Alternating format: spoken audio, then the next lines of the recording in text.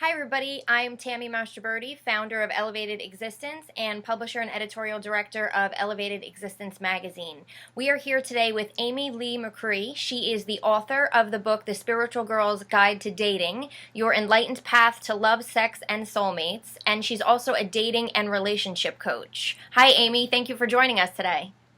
Hi, Tammy. Thanks for having me. This is an awesome topic, and I know you actually blog for us once a month also on the topic of spiritual dating, and I think a lot of people who kind of find themselves going down this spiritual path and then decide, are really kind of looking to get out there and find someone.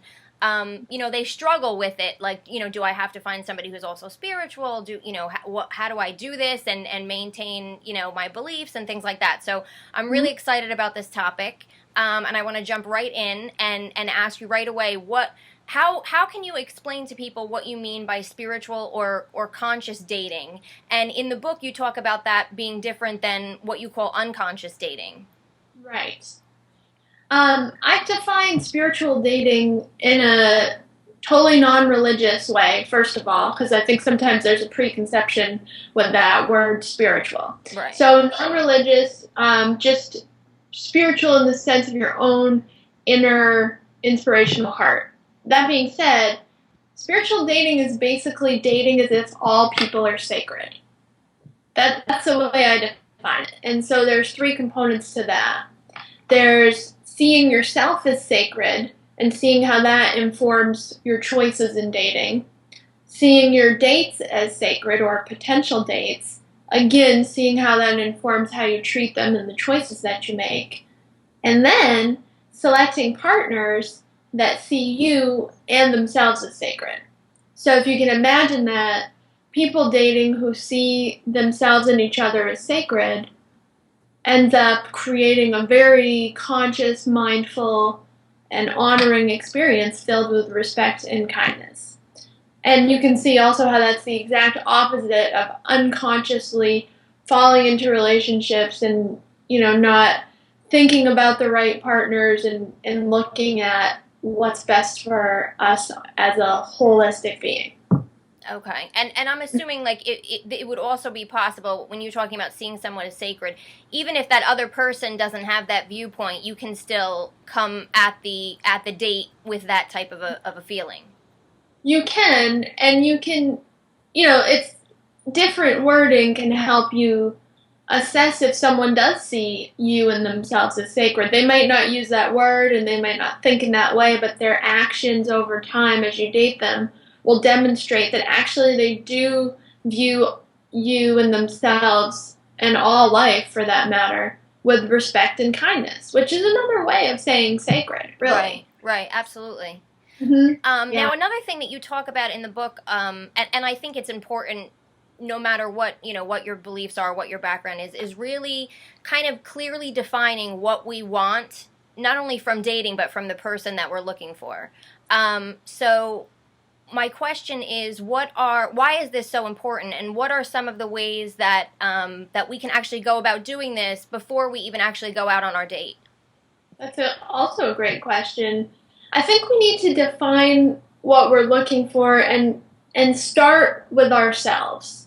So start with, this is my authentic being and this is why I want to partner with these particular traits. It could be a similar spiritual mindset is often something people come up with, or it could be, a willingness, not necessarily a fondness, but a willingness to snowshoe with you, or whatever somebody's into. Right. So I think if we know that going in and in advance, we can be a little bit more clear-headed when the pheromones and hormones of attraction get involved, and choose to make dating decisions from the space of seeing ourselves as sacred and choosing partners that are going to be good for us and enhance our well-being, and we can do the same thing for them. Right. And I would think also kind of when you approach it in that manner and you approach it from, something that you really want, it kind of almost helps you possibly to stop kind of just falling, like you said, unconsciously falling into the same type of relationship that hasn't worked for you in the past. Exactly. And I think there's a lot of factors that contribute to that. There's unmet childhood needs that we are seeking externally to fill instead of internally filling. There's different levels of I don't know, addiction's kind of a strong word, but emotional tendencies Mm-hmm. towards certain types of things and reasons for that that might stem from past relationships. There's so many things that influence us. If we can get into our core true nature, work through that emotional baggage, and then commit dating from this conscious place of, I've worked through all these things and I've defined what I'm looking for in a partner, then we can be a little more clear headed as opposed to just jumping into things because of hormones or pheromones. Or some people I've seen in my coaching practice end up dating from a sense of desperation. A lot of women get to a certain age and really want to have children. Right. And so they're just like, I found a pretty good guy, I'm going to marry him because I want to start a family. There's no judgment on that choice either, because that is a real concern for people.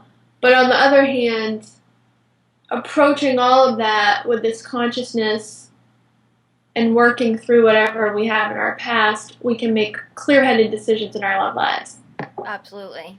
Yeah. Now, another important piece in this whole different approach to dating is also really kind of strengthening yourself and taking care of yourself and finding that and cultivating that love for yourself before you go out there and search for a partner. So what are some of the examples that you can give or tips that you can give really to kind of help somebody get into that space, whether they've started dating or they're kind of preparing to get out there again?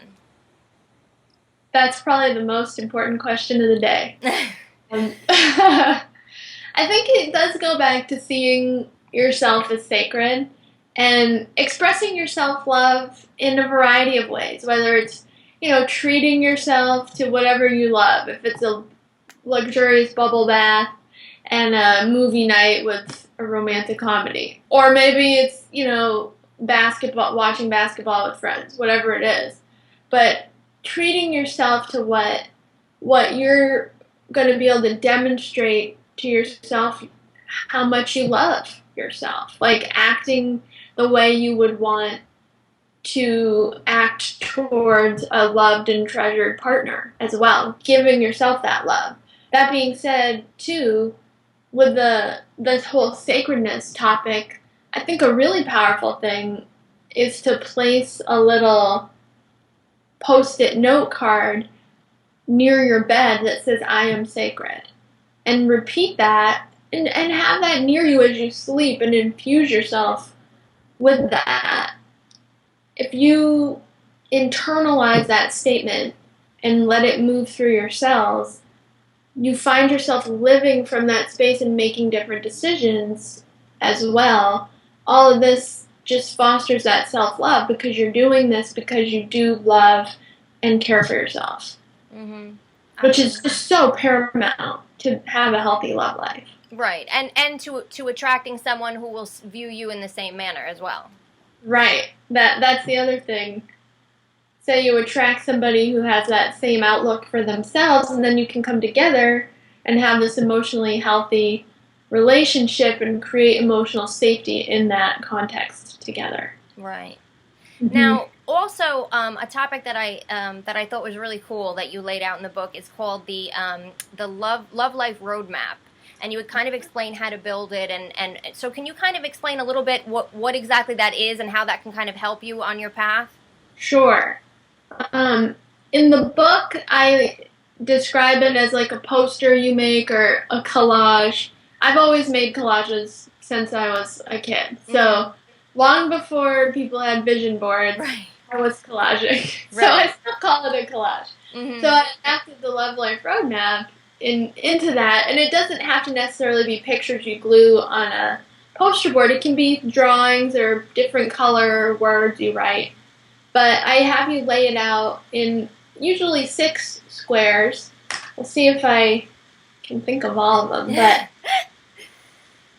dating desires. Well, I think it starts actually with what you want in your life, what you want in dating, how much you love yourself, front and center, top center if it's laid out in 6 squares, and you make a testament to your self-love in that area. And then your dating desires, like the kind of experiences you'd like to have, what you enjoy in your first dates, and you end up, I feel like I missed an important one, but you end up at the end with what you want your love life to be like. Oh, and prior to that, you put down things that symbolize your radiant love life. So, regardless of these 6 categories, you can create your love life roadmap in whatever way you want by using color, texture if you have it, if you want to glue things on there, pictures, drawings, and really bringing forward the feelings that you want to feel in your love life. And really put a very strong concentration on the self-love component and what you want to feel in your life to begin with. And then build the love life parts around it, thereby making this visual, creative representation of not only your intention, but who you are. And then you see that. You know, you might have that in your closet or your bedroom or bathroom or whatever, and you see that every day, and it keeps reminding you, wow, I am sacred. I do love myself, and oh, these are the things I want in my love life. So then when you're out in the world, you have like a visual touchstone you can remember to help you make those good decisions and be in that right mindset. Right, right. And actually and hopefully attract, you know, what you're looking for or what's on Right. on that board or that poster, yeah. Right. And I think the attracting part of it is 99.9% about yourself, because Right. you're the magnet, you know. So if you take the time to do all this personal work and really be in this space of self-love, your pump is primed to attract somebody like that. Right, You right. just take a few extra action steps and, you know, maybe go to the places where that person might be, for example, like a book group or different things. Even if you don't meet the person there, you keep priming that pump, all these things build that energy, and life takes care of the rest. I believe, and as a dating coach, I've seen and lived, everything in life wants to conspire to bring you your soulmate. So you just have to get yourself all ready and get yourself in the right spot. And then, unfortunately, for some of us who might not be completely patient, you have to be patient. Right, right. That You is know, true. because it's one of those things. In most other areas of our lives, we can lay out these are my desires. This is what I want in my career. This is what I want in my home. This is what I want in this. We can make those things happen by taking concrete action steps, which is true to a certain degree with our love lives as well, but there is that kind of extra magical but romantic component that needs to come together to bring soulmate love into our lives. So Right. you have to have some patience and lots of love for yourself. Right. Now Yeah. the other piece that I like about the conscious dating approach is you kind of incorporate intuition into it, and you recognize and you bring intuition into it. So in the book you talk about, you know, the little signs that, you know, you might get in the beginning. A lot of people fluff off like, oh well, maybe I'm overreacting, or but so how can we kind of consciously incorporate our intuition into it? I even remember in the book you talk about almost like a post date meditation where you kind of sit and after you went on the date and you kind of take time to really use your intuition. So what are some things that we can do to intuitively date in a way? Yeah. That's a great example, the post date meditation where you just kind of go within, and it's really in this book a lot of it's all about the heart. So feeling in the heart, what did you feel? What resonated with you in the date? What didn't? And then listening to, you know, the gut feelings we get. Because I think one of the main things that women do, and I know I did it for years, is we go on a date or we meet somebody and we see their potential. Right. Have a fantasy or a wish of how things are going to play out. and we kind of put on blinders to reality. So I think that our intuition can help us take off those blinders, see clearly, discern potential from reality, and then make a conscious decision. Including, like you said, intuition after the date, intuition during the date. Does something not feel right? Do you get a weird feeling? Noticing even bodily sensations. Some people get just a kinesthetic tingling, like the hair stands up on their arms in a good or a bad way. Right. Some people get a funny feeling in their stomach. Some people feel something heavy. Some people get shortness of breath for a minute. All of these types of bodily cues are designed by, I think, our body to tell us what's happening that we might not be aware of. So if we can just really get deep into listening to ourselves and developing discernment too. And I think when we couple that intuition with having worked through our unmet childhood needs, identified past red flags in our relationships, looked at karmic situations in our day, if we do all that, and then we bring our intuition in, we can kind of consciously choose to skip over the relationships we would have gotten into before that weren't the right one. Right. And focus on our own well-being, ultimately landing us where we're aiming to go, which is often, for a lot of us, into a soulmate relationship. Although interesting, because one of the things in the Love Life Roadmap exercise I take us through is really asking yourself, what do you want? Because sometimes when you get deep with people in that, who think they want to be married or something, they identify that actually they don't want it right now. They want to have a companion, but they're really focused on their career, or they want to travel and they like the experience of traveling in a couple, but single. There's all these different things. We can identify all that, bring all of it back to our intuition, and make these conscious choices to have a healthy, happy love life. Right. Yeah. Now I have to ask, just in today's kind of modern world, are there anything that you can give advice to about online dating and being spiritual in that? Because I know you touch on that in the book as well a little bit. Is there any kind of tips? Just because it seems like everybody's really kind of online nowadays all the time anyway. So of course dating has flown into that as well. So is there any advice you have in that area, or have you dealt with clients who are doing things like that? I've dealt with lots of clients who online date, who've had everything from meeting their husband online to being stalked by somebody who they met online. So it's it's a funny thing, and I think it's an interesting microcosm of regular dating, except it opens it up to the whole world. So intuition and discernment are great, especially with online dating. But the other thing, besides all the safety things, which kind of are a given, is just to have two things, like a faith in the fact that the universe is conspiring to bring you your soulmate in the perfect time for both of you.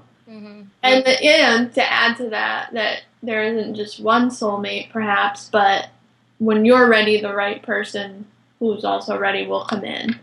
So keeping that in mind, but also on the other hand, there's certain things that you won't know until you meet the person. Right. 99% of us. It's a funny thing, when I met my husband, not through an online dating site, but because of a professional kind of a thing. And so we emailed first and talked on the phone about this kind of work-related thing. And he knew. We had never met, and he had a pretty strong feeling, he's an intuitive guy, that, we were soulmates, meant to be. I was like, there's no way I can know till I meet somebody. I had sort of vestiges of thinking about it, but there is that chemical aspect and that physical being around each other aspect that you won't know until you meet somebody. Mm-hmm. For most of us. Then you have someone extraordinary like my husband who knew anyway. So Right. Right. Good for him. Yeah.